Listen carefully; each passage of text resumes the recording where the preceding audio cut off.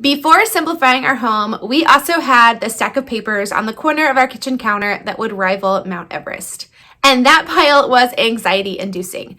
But we have really created a system that works in our home to really reduce the amount of paper clutter that we do have. So I'm going to talk about that with you guys next.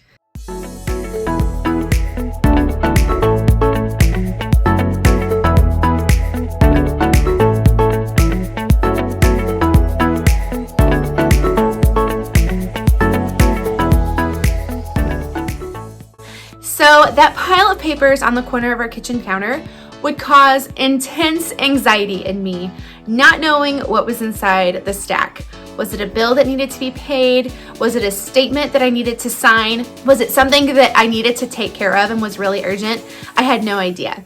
And once a month or so, I would finally take the time to sort through all of those papers and vow to never let that happen again, only to be doing the exact same thing a month or two later. But over the years, I've just realized that we don't need to keep so much paper.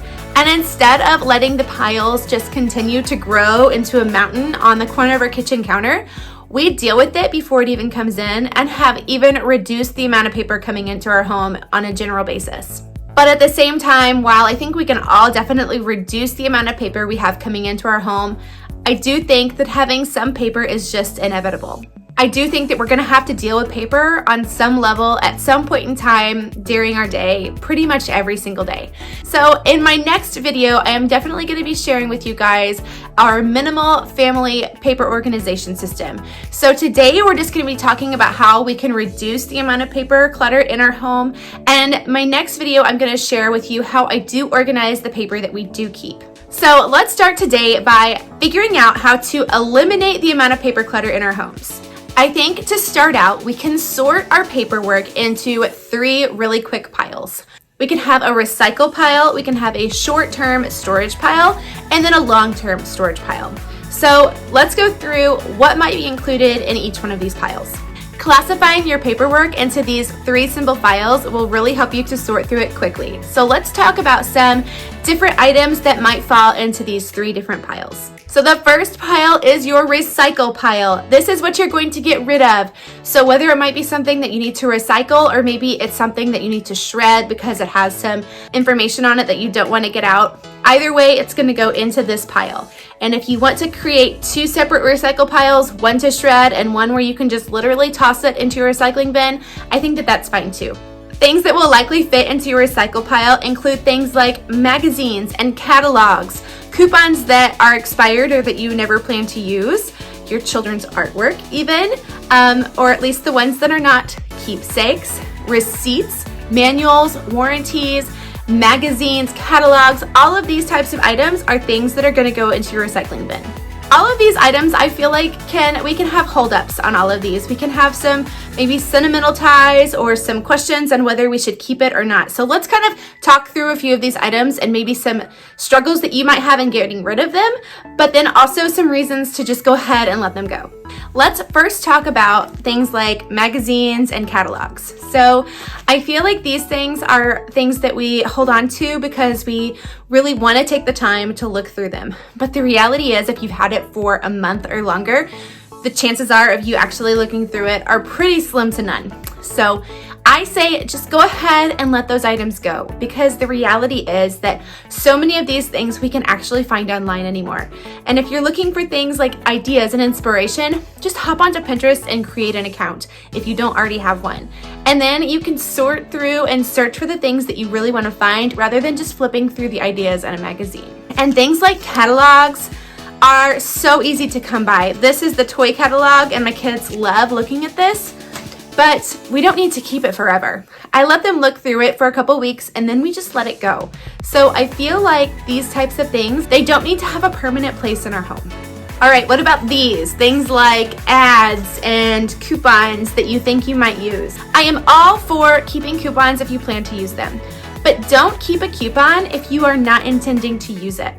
And in the same sense, don't keep a coupon if it's not something that you had intended to purchase if the coupon wasn't there. Coupons are actually designed to make us spend more and in turn accumulate more stuff and spend more money. And we don't need to do that. And don't let that marketing tactic of this nice little 30% off coupon coming in the mail get you to go to a store and buy something that you really don't need. All right, let's talk about kids' artwork. My kids create artwork all day, every day. We have piles of it in our house. And if I were to keep every single piece of artwork that my kids were to create, I would be swimming in papers and crafts and all kinds of different things, but I just cannot keep that much. So what we do in our home is we have a display wall kind of in our playroom, and my kids can put things up there. There's about 10 clips on top of this display, and so they can each have about 5 pieces of artwork up on that display. Once they have kind of looked at those items for, maybe a couple weeks, they've already created something new that they need to replace it with. And when that item comes down, if it's not something that they've genuinely worked really hard on, it's not something that's their favorite, and it's not something that's my favorite, we just recycle it. They know the routine, I know the routine, and I'm okay with that, and they are too, because we've really gotten into this habit of create something, enjoy it while we have it, and then letting it go. And I think that that's something that it's a good habit for us to teach our kids. It's a good habit for us to teach ourselves, because sometimes we don't have to keep things to enjoy them. We can just enjoy them for a time and then let them go. So for my kids, I only keep about 4 to 6 pieces of artwork per year. So at the end of the school year, if I have in their file, if I have in their tote, more than 4 to 6 pieces from that year, then that means I might need to go back through and sort out some things that are just not our favorites, or things that maybe they didn't work as hard on as others. I'm a really strong advocate for only keeping the best of the best. So if it doesn't fit into that category, then we don't keep it.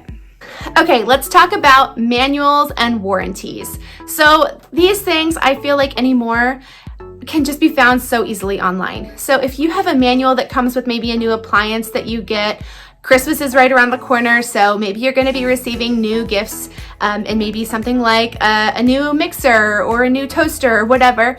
We really don't need to keep those manuals. They can all be easily found with a really quick Google search.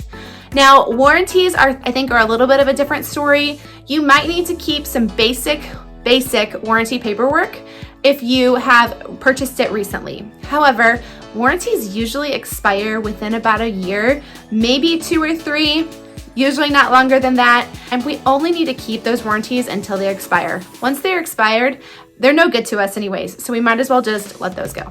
Now, the last thing is things like receipts. These really annoying papers that can accumulate really, really quickly in our home. So I don't think that we need to keep many, if any, receipts at all anymore. Unless it's something that you're questioning, maybe you might actually return, I don't feel like we need to keep it. So many stores anymore do not even require the receipt, especially if you've used your debit or credit card. They can look it up in their system just by you swiping your card.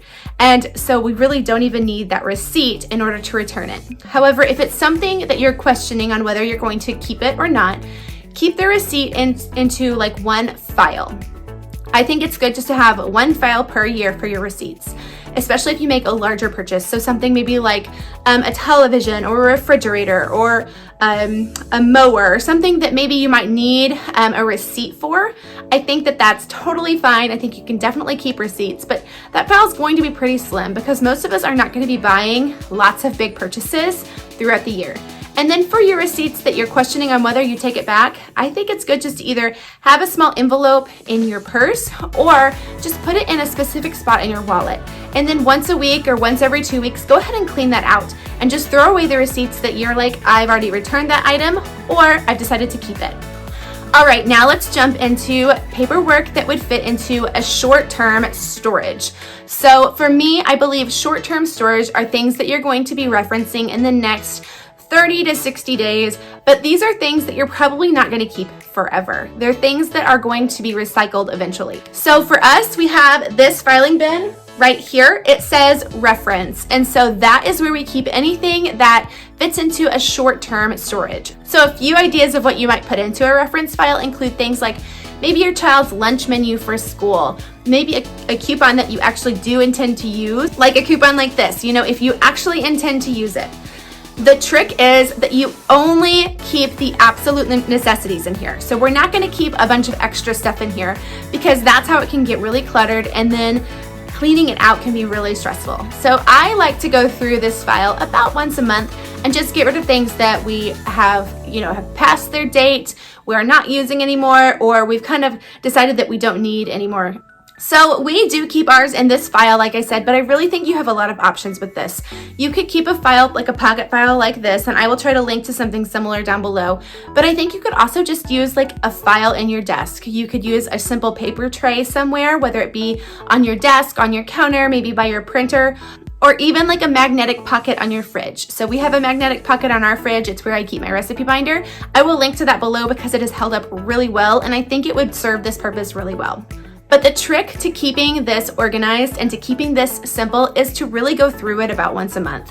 So take those 5 minutes, sort through those. It doesn't take long. These are not items that are generally going to be sentimental or you're going to have any kind of attachment to. Once the coupon's expired, it's no longer usable, so you can let that go. Once the lunch menu, once the month is over, that lunch menu is not going to be applicable anymore, so you can let that go. These are items that you might need to reference, but you don't need to keep forever. I think that another option that can really help us to keep this slim, this reference file really slim, is to use your phone and snap pictures of things that you think you might need to reference in the future, rather than keeping the actual paper. And also, if it's something that just has a date on it, like a reminder, maybe like a save the date for a wedding invitation or a baby shower invitation, rather than keeping the actual save the date, just go ahead and plug it into your phone on your calendar or write it down on your wall calendar or whatever. And then that makes that paper completely irrelevant, and you can just go ahead and get rid of it. So the last category are items that you're going to keep in long-term storage. So you might already have some type of long-term storage filing system set up. You might not, and you might literally just have everything shoved in a box. Either way is totally fine. But I'm a really big fan of keeping a really simple filing system. I will link down below to my blog. I've got a handful of different posts that I've talked about our filing system and how we organize paperwork. And I think that system works really well. It's very similar, I think, from what I've heard from others, to the Freedom Filer, except I don't buy the actual Freedom Filer kit. I think I've just created something that's very similar on my own and just have files. So, whatever works for you. If the Freedom Filer works for you, I think that's great too. But I think that the key is to just keep it really simple. The reality is that 95% of the paperwork that we file away is stuff that we're never going to touch again. It's stuff that we're never going to have to find or access ever again. And so really just keeping and maintaining what we absolutely feel like we need is the best way to really keep your files simple. So I think that the question we have to ask ourselves is, how replaceable is this item? Is this something that I can find online and print again if I ever needed it? Or just to reference the information that's on it, can I just pull this up? And so my rule of thumb is, if I can find it in a Google search or by logging into an account within 5 minutes, I don't keep it. The chances of me needing to actually access that file are really slim, but if I ever do need to access it, I can pretty easily. So I no longer store things like explanation of benefits from our insurance company, or utility bill statements, or even like monthly retirement account information. These can all be found online now with a few clicks of a button. And we also have apps now that we can access all of this information really easily. There really is no reason why we need to keep all of this paperwork and have it cluttering up our filing system. We can just let it go and only keep the things that are really important. And by keeping all of this extra clutter, it really does make it so much easier to find the things that we do actually need to find. So just maintaining a really, really simple filing system, I think, is the way to go. So just a few items that I do keep in our filing system include things like our car, home, and life insurance policies, or the current ones. I do keep our pay stubs for 1 year. We are not able to access those online right now, so I do keep 1 year's worth of pay stubs. I keep our paid medical bill statements. So anything that I have paid and I've written a check for, I will write the date that I've paid it, and then either the check number that I paid it with, or I will get a confirmation number when I call in to pay it with our debit card, and I will write that on our bill statement, our medical bill statement. That way I've got that information. I also keep things like our car and home repair and maintenance, like receipts or statements. I keep a yearly credit report just so that I can access that and make sure that we don't have any inaccurate information on there. I keep any kind of annual statement for, say, something like our savings or our mortgage or our property taxes or our retirements, just that one annual statement. And then I keep 7 years worth of tax information. So I keep one file for each of the past 7 years. And then I have one file also for our current year. So if we receive any information throughout the year, I've got that easily accessible. Now, please remember, I am not a tax professional or a lawyer or a finance expert. I am just a mom who likes to keep things really simple. And this is what I have found to keep over the past 11 years of being married and running a household. So take this with a grain of salt and know that I am not a professional. And then finally, I think it's really important to keep a few documents in a really safe place. So either like a safe in your home or a safety deposit box at a bank. These include things like your social security cards, your marriage certificates, your child's birth certificates, and your birth certificates, any kind of transcripts or college diplomas. All of those types of items might need to be accessed and are kind of a little harder to replace if you need to, or cost money to replace. So I feel like these are really good items to keep somewhere where they are protected in case of emergency. I hope that you have found some encouragement here on simplifying the amount of paperwork in your home. It's not going to happen overnight. I think that sometimes we feel like we can do things and, snap our fingers and they'll be done. And honestly, that's just not always the case. So if you need to take 15 minutes a day working to sort through your paperwork, really getting that recycling out of your house as quickly as possible, because that will make the biggest difference, especially to your anxiety and your emotions, do that. Give yourself, set the timer and work for 15 minutes every day. And I think that you will see a lot of strides really quickly. But at the same time, sorting through our paperwork does not need to be as overwhelming as we kind of make it to be in our heads. I think a lot of times paperwork it's that anxiety inducing, what am I going to find in this stack? But tackle the stack, tackle the pile, get your files set up, create really simple systems, nothing elaborate, nothing overwhelming, and just make it so much easier for yourself.